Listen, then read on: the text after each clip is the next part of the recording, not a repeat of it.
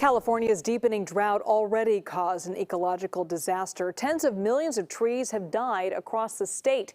KPIX 5's Devin Fehely shows us that increases the risk of wildfires and leaves the surviving trees more vulnerable. Trees, like every part of our living landscape, need water to survive, and years of drought have left them distressed, and us, by extension, with a greater danger from fires. Years of drought have transformed California's landscape. It is drier than ever before and riddled now with dead and dying trees. It's obviously a concern and very sad as well.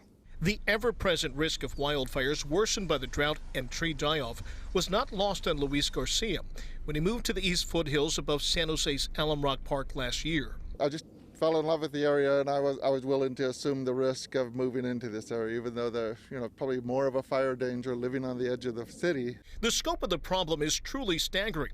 Cal Fire estimates nearly 175 million trees statewide have died over the past 20 years, either from bark beetles or as a direct result of what's now being described as one long mega drought. We have a lot of dead trees on the landscape. Cal Fire's Dr. Tom Smith says those dead trees are a hazard in every way imaginable.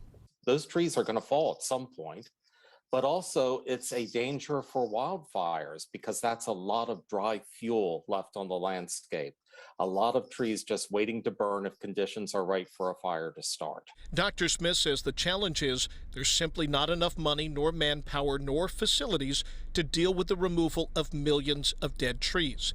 It's a problem neighbors are acutely aware of as well. They did clear out the road below us here, and they left huge piles of debris, which remained for a couple of years. Doing the economics, I think it makes sense to do the forestry management, do the tree removal to help, all of the communities in the long run. Cal Fire says California's trees are likely to remain vulnerable and distressed for as long as the drought persists. Forestry management often comes down to money and manpower, but many homeowners that we spoke to say they'd rather see that money spent on the front end rather than deal with the cost of rebuilding and recovery after a fire.